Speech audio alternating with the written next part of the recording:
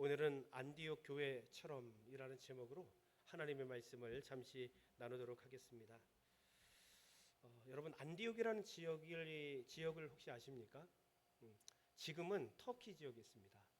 터키 지역인데 안타카이라고 하는 지역이 아마 과거에 안디옥이었을 것이다 이렇게 추측을 하고 있습니다.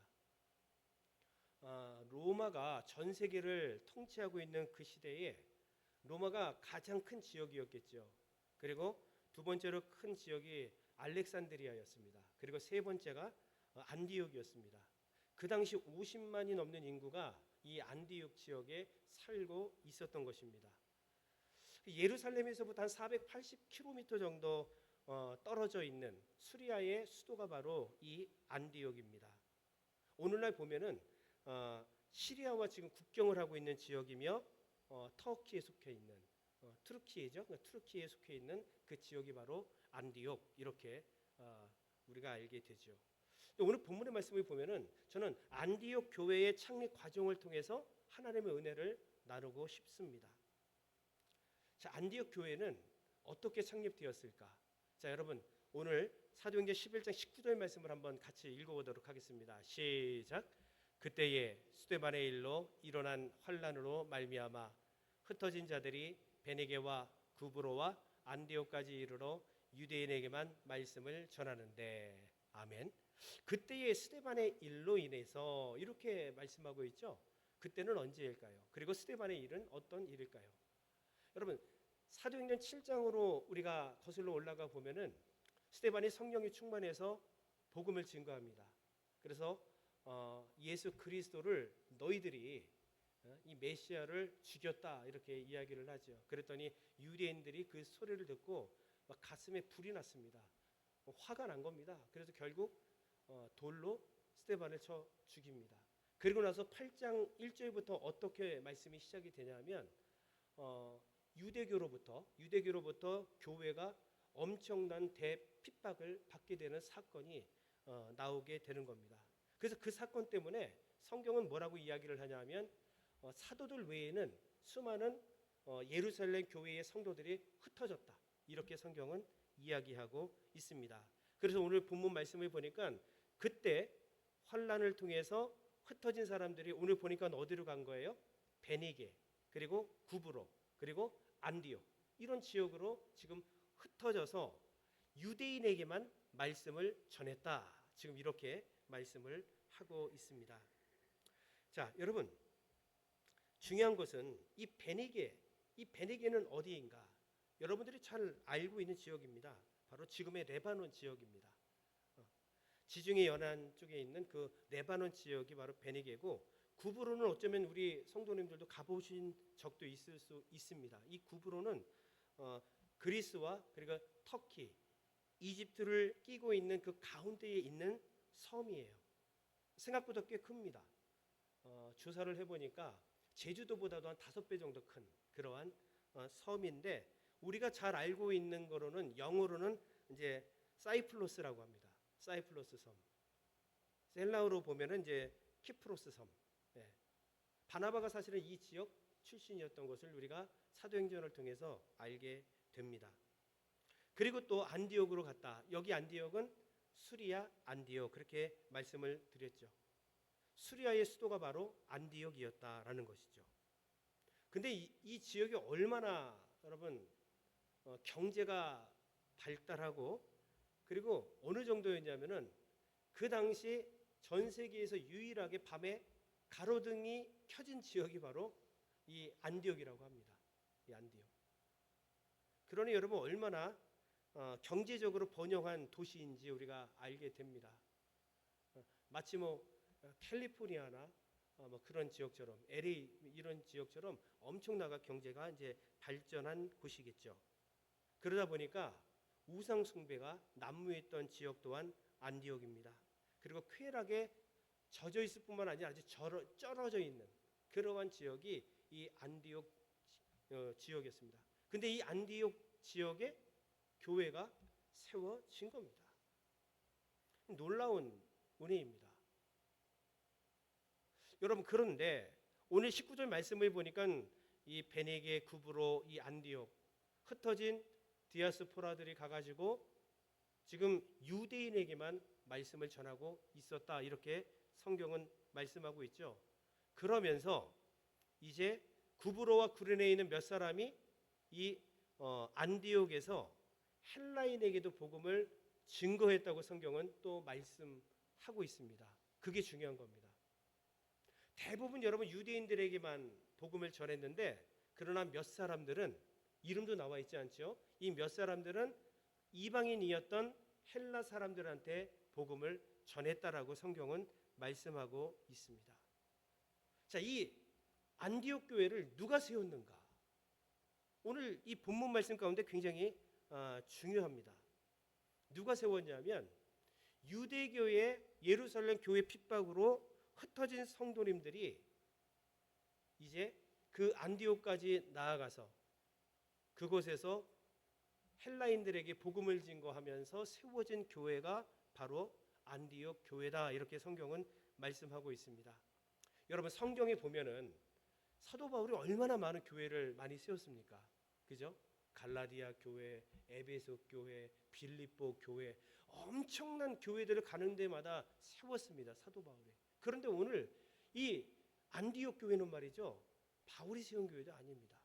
그리고 여러분 찾아보시면은요, 이름 또한 나와 있지 않다는 사실을 우리는 여기서 알게 됩니다. 단지 핍박 때문에 어쨌든지 간에 흩어진 사람들이 그곳에 가서 복음을 증거해서 처음 시작한 교회가 안디옥 교회였다라고 성경은 말씀하고 있습니다.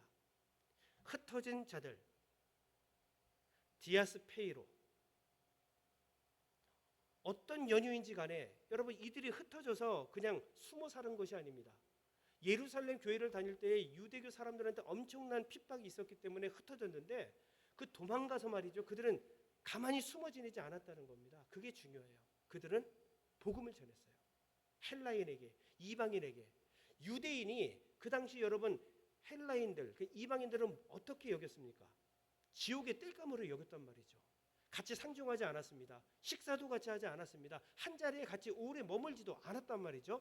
그런데 그러한 자들에게 이 이름도 없고 빛도 없는 사람들이 복음을 전해서 안디옥 교회가 세워진 겁니다. 여러분, 교회라고 하는, 에클레시아라고 하는 헬라어 뜻이 무슨 뜻이냐면 예수를 믿는 사람들의 모임, 예수 그리스도를 믿는 사람들의 공동체가 바로 교회이거든요. 근데 오늘 여기서 우리는 또 하나의 교회의 정의를 발견할 수 있습니다. 어떤 정의를 만날 수 있습니까?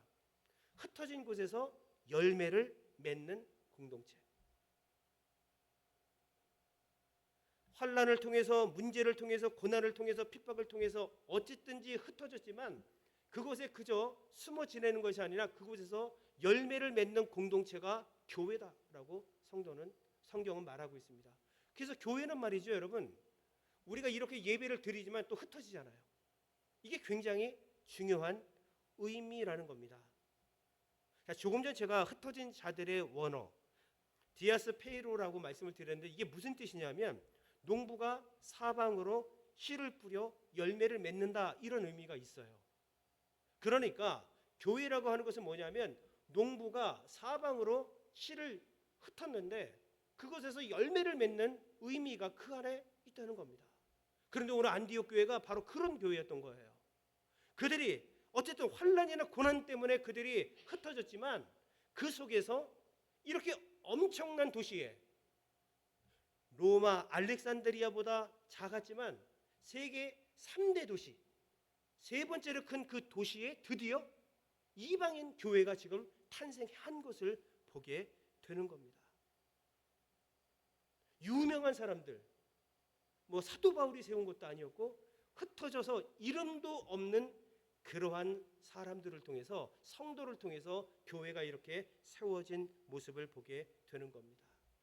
여러분, 교회가 흩어질 때에는 분명한 의미가 있습니다. 그 안에 특별한 하나님의 계획이 분명히 있는 겁니다. 흩어짐을 통해서 분명히 하나님께서는 하나님의 교회를 세웁니다.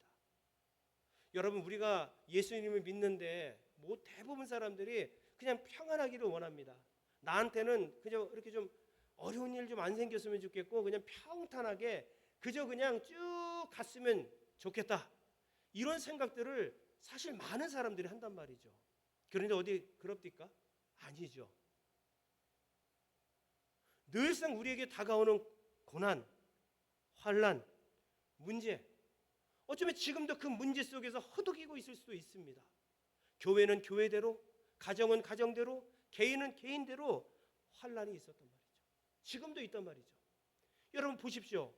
이 초대교회에, 예루살렘 교회에 환난이 없었다면 그 교회가 흩어졌겠는가? 절대로 흩어지지 않았을 것입니다. 그러니 흩어진 것이 아쉽고 때로는 마음 아픈 것 같지만 그 안에 하나님의 뜻이 있음을 우리는 여기서 발견해야 되는 겁니다. 그리고 오늘 저를 포함해서 우리 모든 성도님들은 디아스포라, 흩어져서 여러분 씨가 뿌려짐으로 열매를 거두는 사명이 있는 자들이다라는 사실들을 오늘 교회가 깨달아야 된다. 성경은 그렇게 말씀하고 있는 것이죠. 하나님의 계획이 있습니다. 하나님의 섭리가 있습니다. 우리같이 유명하지도 않고 가진 것도 없는 사람들이 어떻게 교회를 세워? 그건 우리 생각일 뿐입니다. 하나님의 생각은 전혀 다름을 우리는 알 수 있습니다. 여러분 혹 지금 환난 가운데 고난 가운데 계십니까? 낙심하지 마시고 하나님의 뜻이 무엇인지, 하나님의 계획이 어디에 있는지, 나라 구원을 하나님의 교회를 통해서 하나님께서 어떻게 일하실지를 다시 한번 오늘 깨닫게 되는 시간이 되시기를 주의 이름으로 간절히 축원합니다. 그래서 여러분 성경은 이렇게 얘기하죠. 시편 119편 71절 말씀 같이 한번 읽어봅시다. 시작. 고난 당한 것이 내게 유익이라. 이로 말미암아 내가 주의 율례들을 배우게 되었나이다. 아멘. 내가 고난을 당하고 내가 환난을 당하고 나에게 문제가 찾아온 것이 오히려 영적으로 우리에게 힘이 되고 유익이 된다. 성경은 말씀하고 있습니다. 여러분 예루살렘 교회 가운데에 환난이 가해지지 않았다면 그들은 똘똘 자기들끼리만 뭉쳐서 예루살렘과 온 유대와 사마리아와 땅끝까지 가야 되는데 여전히 그들은 하나님의 말씀을 성취하지 못한 채 예루살렘에만 머물러 있을 것입니다. 그런데 그들이 고난을 통하여 흩어지면서 하나님의 말씀이 어떤 뜻인지, 예루살렘과 온 유대와 사마리아와 땅끝까지 이르러 내 증인이 되는 것이 어떠한 뜻인지를 그들은 고난을 통해서 깨닫게 된 겁니다. 지금 나에게 찾아온 고난도 동일합니다. 그 고난을 통해서 우리는 하나님의 말씀을 깨닫게 될 것입니다. 하나님께서 나로 하여금 교회의 사명을 다할 수 있도록 내 길을 인도해 주실 것입니다. 그러므로 고난을 두려워하지 않습니다. 로마서 5장 3절과 4절에도 이렇게 이야기하고 있죠. 같이 읽어봅시다. 시작. 다만 이뿐 아니라 우리가 환난 중에도 즐거워하나니 이는 환난은 인내를, 인내는 연단을, 연단은 소망을 이루는 줄 알미로다. 아멘. 바울이 로마 교회에 보낸 편지이죠. 본인은 고난 당한 것을 자랑한다 이렇게 말하고 있습니다. 근데 그렇게 말한 이유가 그는 이 고난을 통해서 깨달은 게 있었던 거예요. 무엇을 깨달았습니까? 환난이라고 하는 것은 인내를 가르친다는 거죠. 인내하다 보니까 내가 연단을 받아서 웬만한 폭풍이 불어도 흔들리지 않음을 깨닫게 되는 거죠. 그러므로 믿음이 한 단계 성장하는 겁니다. 그러면서 더 나아가 이 연단을 통해서 하나님의 소망을 깨닫게 되기 때문에 결국 사도 바울은 나는 고난 당함을 자랑스러워한다. 아니 더 나아가 자랑한다 이렇게 성경은 표현하고 있는 겁니다. 여러분 우리가 지금 당한 이 고난과 엄청난 아픔들 분명히 하나님께서 나로 하여금 인내를 그리고 연단을 통해서 소망을 보게 하실 줄로 믿습니다. 여러분 먹구름이 잔뜩 끼어 있지만 우리가 잘 알잖아요. 그 먹구름 위에 태양이 떠 있는 모습을 우리는 잘 알고 있단 말이죠. 그 먹구름만 바라보면서 내 인생은 먹구름과 같아서 평생 이렇게 될 거야? 그건 틀린 거죠. 잠시 후면 먹구름은 개이게 되어 있고 그 가리던 햇볕이 우리에게 쬐어서 우리는 다시 한번 새 힘을 얻게 되는 것이죠. 이토록 하나님은 이러한 어떤 상황들을 통해서 안디옥 교회를 세워 나가고 있는 모습을 보게 됩니다. 여러분, 하나님의 교회를 세운 사람들 아무리 찾아봐도 이름이 나와 있지 않아요. 오늘 본문에도 보면은 두 사람의 이름이 나오긴 합니다. 누가 나와요? 바나바가 나오고요. 사울, 바울 되기 전 그죠? 사울이 나온단 말이에요. 이 두 사람 외에는 교회를 세운 사람들은 이들이 아닌데 그들의 이름은 거론이 되지 않아요. 이름도 없고 빛도 없는 그러한 사람이었습니다. 하나님의 교회가 물질로 세워집니까? 하나님의 교회가 여러분 사람의 숫자로 세워지던가요? 하나님의 교회가 세상 권력으로, 세상의 명예대로 여러분 그렇게 세워지는 건가요? 내가 세상에서 높은 자리에 있다고 교회가 세워지던가요? 아닙니다. 이름도 없지만 빛도 없지만 때로는 보잘것없이 보이는 우리들을 통해서 하나님께서는 교회를 세우시는 겁니다. 여러분, 이 안디옥 교회, 왜 하나님께서 수많은 지역 가운데에서 왜 이곳의 안디옥 교회를 세웠는가?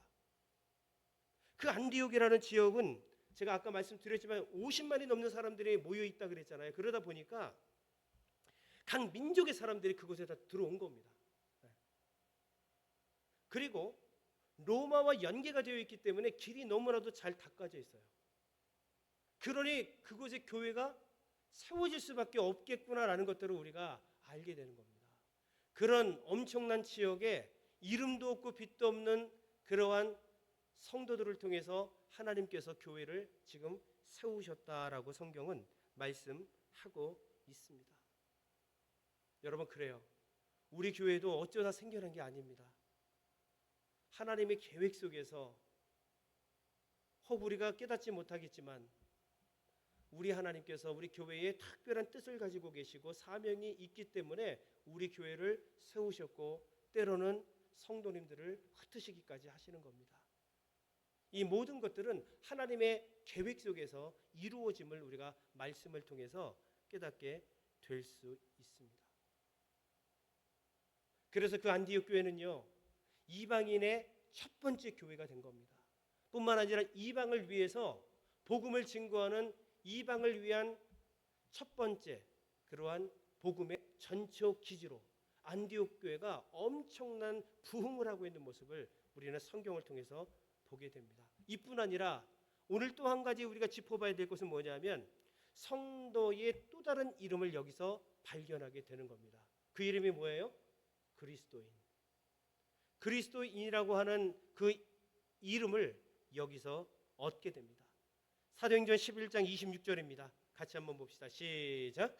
만남에 안디옥에 데리고 와서 둘이 교회에 1년간 모여 있어 큰 무리를 가르쳤고 제자들이 안디옥에서 비로소 그리스도인이라 일컬음을 받게 되었더라. 아멘. 그리스도인. 여러분, 쉽게 말해서 그리스도인이라는 뜻이 무슨 뜻입니까? 그리스도와 사람이 합쳐져서 생겨진 말이에요. 합성어죠. 그리스도인. 그러니까 그리스도와 연합된 사람이 누구예요? 그리스도인입니다. 그런데 이 당시 그리스도인이라고 수리아 안디옥 사람들이 그렇게 불렀단 말이죠. 이 안디옥 사람들이 안디옥 교회 성도들을 그리스도인이라 부른 것은 사실은 조롱하는 거였거든요. 왜 조롱하는 것인가? 안디옥 교회, 안디옥이라는 지역은 경제적으로 풍요한 도시, 쾌락의 도시, 온갖 우상이 가득한 곳이라고 말씀을 드렸습니다. 그런데 이들이 그리스도와 연합을 해서 그리스도인이 되었더니 절제하는 삶을 살게 되었거든요. 야, 이 쾌락대로 살아가는 것은 이게 주의 뜻이 아니구나라는 것을 깨달아서 절제하는 삶을 사는 겁니다. 뿐만 아니라 청빈하게 살아요. 경제적으로 풍성하지만 그러나 아주 청빈하게 사는 겁니다. 뿐만 아니라 거룩한 삶을 살게 되니까 야, 이 뭣도 모르는 자들, 이 풍요도 모르는 아이고 저런 놈들 한심하다 한심하다 이런 조롱 섞인 말이 바로 사실은 뭐냐면 그리스도인입니다. 여러분, 그리스도인은 조롱받을 수밖에 없는 거예요. 하지만 우리는 타협할 수 없잖아요. 내가 예수 그리스도와 연합이 된 이후에 나의 삶이 어떤 삶이 되어야 되는지 우리는 깨달은 거예요. 나는 정말 주 없이 살 수 없는 겁니다. 예수 없는 삶은 이제는 생각도 못해요. 내가 이 세상에 살아가고 있지만 세상과 짝하면서 살아가지 못하고 세상 속에서 구별되게 살아갈 수밖에 없음을 우리는 깨닫고 그렇게 살아갑니다. 그러니 세상 사람들이 나를 바라볼 때 손가락질하는 거예요. 야, 넌 뭐 좀 달라? 야, 왜 좀 누리고 살아? 왜 그렇게 살아? 아이고, 야, 인생이 뭐 그렇게 길어? 짧어? 뭐 삽시간에 지나가는데 왜 그렇게 살아? 우리가 지금 받고 있는 조롱입니다. 하지만 여러분, 우리는 그리스도인으로 살아가야 합니다. 제가 질문을 던질 테니까 가슴속으로 대답을 하십시오. 나는 그리스도와 연합된 자입니까? 나는 지금 주님과 함께 살아가고 있습니까?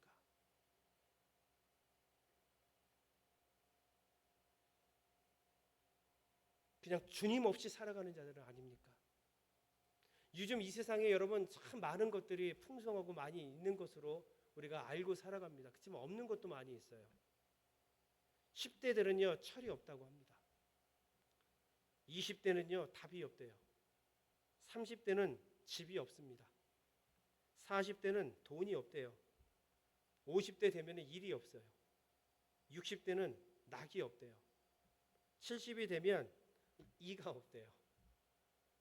80이 되면 처가 없대요. 남편도 없겠죠. 90이 되면 이제 시간이 없답니다. 시간이 없대요. 100세가 되면 다 필요 없대요. 여러분, 철이 좀 없으면 어떻습니까? 일거리가 좀 없으면 좀 어떻습니까? 그런데 그리스도가 없으면 안 돼요. 우린 그리스도인인데 그리스도인 가운데 그 단어 가운데 여러분 제일 중요한 게 그리스도 아니겠습니까? 그리스도가 없으면 그리스도인이 될 수 없어요. 그런데 우리는 그리스도 없는 상태에서 아무런 근심과 걱정 없이 살아가고 있다니까요. 근데 그것이 문제인지 깨닫지 못하고 살아가고 있다는 겁니다. 이 얼마나 안타깝습니까? 아니요, 얼마나 무서운 일입니까? 이토록 지금 안디옥 교회가 창립된 과정을 여러분 우리가 바라봤을 때에 특별한 어떤 능력 있는 사람을 통해서 하나님께서 그 교회를 세운 게 아님을 우리는 깨닫게 됩니다. 성경은 분명히 이 안디옥 교회를 누가 세우셨다 딱 이 얘기를 합니다. 한번 봅시다. 21절 말씀을 한번 봅시다. 같이 한번 읽어봅시다. 시작.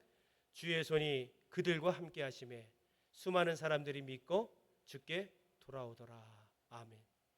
주의 손이 그들과 함께 하심에 우리 주님께서 그들과 함께 하셨기 때문에 이 일이 일어난 겁니다. 그리스도인들이 그리스도와 연합한 가운데에 이런 일들이 일어난 것입니다. 주의 손이 성경에 보면 여러 가지를 여러분 상징하고 있습니다. 그런데 저는 오늘 세 가지의 상징을 말씀을 드리고 싶은데 첫 번째는 뭐냐면 보호의 개념이 있습니다. 주님께서 보호하시기에. 두 번째는 도우신다는 의미가 있어요. 주님께서 도우시기에. 세 번째는 임재의 의미가 있습니다. 주님께서 임재하셨기 때문에 안디옥 교회가 세워진 겁니다. 교회에 정말 필요한 것은 뭐냐면 물질도 아니요, 사람 숫자도 아니요, 아니면 세상적인 많은 재능과 능력도 아닙니다. 사실은 주님의 손이 필요한 거예요. 교회는 주님의 손이 교회를 보호하고 주님의 손이 교회를 도우시고 주님의 임재가 두세 사람이 모인 이곳에 충만하게 임했을 때에 그 교회가 바로 예수를 믿고 많은 사람들이 구원받는 하나님의 공동체로 성장할 수 있음을 오늘 말씀하고 있습니다. 오늘 우리 교회가 여러분 안디옥 교회처럼 되기를 주의 이름으로 간절히 축원합니다. 오늘 주님의 손이 우리 교회를 붙잡고 그리고 각 성도님들의 가정을 붙잡으며 특별히 사랑하는 우리 자녀들 그리고 우리 청년들을 붙잡아서 이 마지막 때에 정말 하나님의 사명을 믿음으로 잘 감당할 수 있기를 주의 이름으로 간절히 축원을 드리겠습니다. 이 시간 우리 함께 이 말씀을 의지하면서 찬양하며 나아가도록